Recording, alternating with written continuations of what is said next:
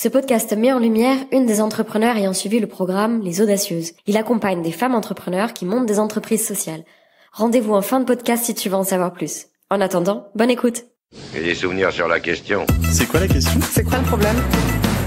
Vécu. À chaque galère, des apprentissages. Vécu, des retours d'expérience pour gagner du temps et de l'énergie. Bonjour, Stéphanie Fouquet, j'ai 50 ans. Je suis la fondatrice d'Asperteam. Asperteam facilite l'intégration et le maintien d'emploi durable de profils atypiques et extraordinaires, les personnes autistes de haut niveau et Asperger. Et pour ça, nous avons créé le premier dispositif connecté qui permet de mesurer le niveau de stress et donner des réponses en temps réel à la personne pour maintenir son emploi et développer la qualité de vie au travail.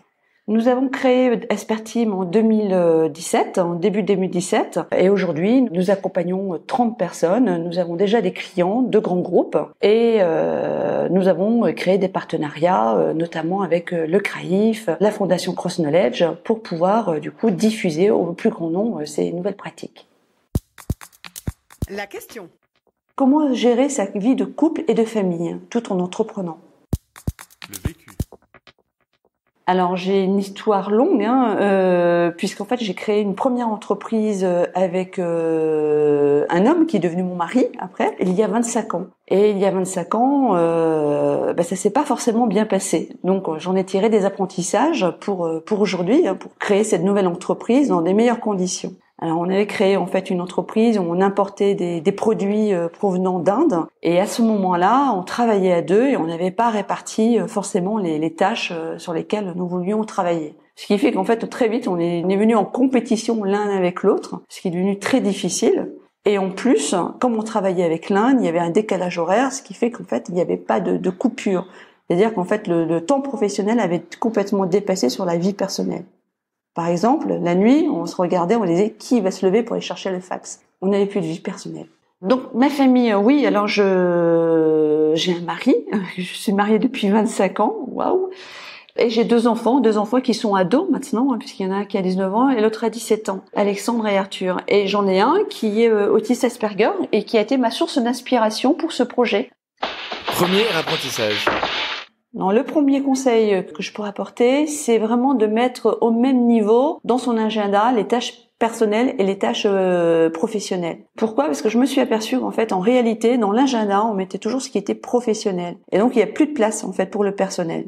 Or, en fait, le personnel est aussi prioritaire, voire même pratiquement parfois plus prioritaire que le professionnel. D'où, en fait, l'implication dans mon agenda. Je vérifie, en fait, semaine par semaine. J'ai bien pris en compte le temps de la famille. Donc, s'il y a un temps privilégié avec mes enfants, je le mets dedans et ça devient une priorité comme une autre. Idem, en fait, avec mon mari ou moi-même, pour faire du sport, je l'ai mis dans mon agenda.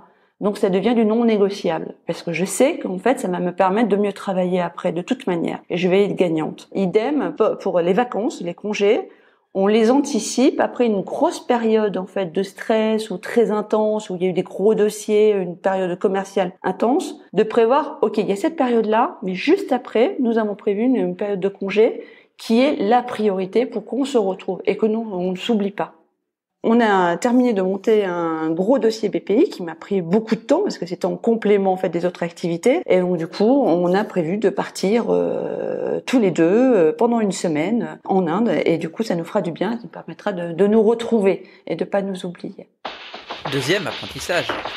On a mis en place en fait un système qui nous permet de s'assurer qu'on est bien en phase et qu'on est sur un projet de vie qui est cohérent à deux aussi. Effectivement, il y a la vie professionnelle, mais il faut pas oublier la vie personnelle. Donc on se donne rendez-vous toutes les 6 semaines à peu près, où on prend un temps pendant une soirée où on parle de comment ça s'est passé ces 6 dernières semaines, qu'est-ce qui s'est bien passé, qu'est-ce qui s'est moins bien passé, et surtout comment on aimerait que ce soit les 6 prochaines semaines. Et donc du coup, par exemple, on peut se dire tiens, on trouve qu'on a beaucoup travaillé, on a fait du sport, mais on n'a pas eu assez de joie, on s'est pas assez amusé. Donc qu'est-ce qu'on met en place pour qu'on trouve un peu plus de joie, qu'on rigole davantage?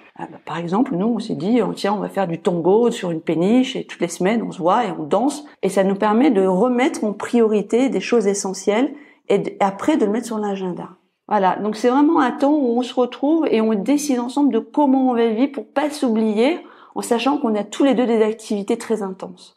Donc on l'a même dessiné, en fait. Parfois on prend une grande feuille de dessin et puis on se met tout, en fait, du coup, ce qu'on veut faire, ce qui permet de visualiser et on le met sur un lieu de passage. À un moment on l'avait mis sur le frigidaire, ensuite on l'a mis dans le bureau, mais un lieu de passage où on est régulièrement, ce qui nous permet d'avoir vraiment du coup notre vision sur vers où on va et de le réajuster parce que la vie bouge et parfois il faut le réajuster. C'est pas grave, on efface et on recommence. Alors nous avons mis aussi en place un autre petit système qui est tout simple et tout bête mais qui fonctionne bien, c'est le système de la purge. Bon, ça peut paraître un peu bizarre de l'extérieur, mais c'est vraiment ça. Dans la semaine, on a pu accumuler beaucoup de choses, peut-être des petites frustrations aussi. Il y a des moments de tension parce qu'on travaille beaucoup et moi je travaille beaucoup aussi. Et du coup, il y a des frustrations qui ne se sont pas dites, mais qui peuvent polluer après la vie familiale. Donc très régulièrement, à peu près une fois tous les 15 jours et parfois une fois par semaine quand c'est des moments un peu plus chauds, on se fait le système de la purge.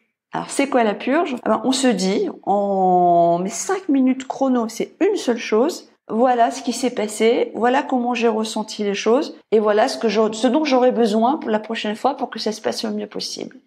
Donc c'est fait de manière très positive, vraiment j'y pense un peu avant pour que ce soit précis sur une seule chose et pas plein de choses, mais une seule chose avec du coup une proposition et l'autre en fait écoute et ne répond pas. Ça évite du coup un débat, de rentrer dans des justifications, c'est juste un ressenti qu'on sache en fait où on en est et qu'on évite du coup ces écueils-là.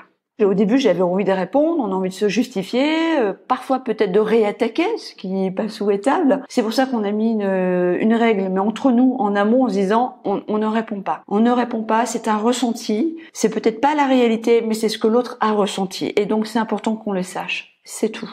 Et c'est pour ça que c'est important que ce soit court. Plus c'est long, plus ça risque de déborder. Donc du coup, maintenant on le sait. Je me dis, ok, c'est sa manière de voir les choses. Ok, donc tac, c'est pas forcément la réalité, mais c'est important que je le prenne en compte. Troisième apprentissage.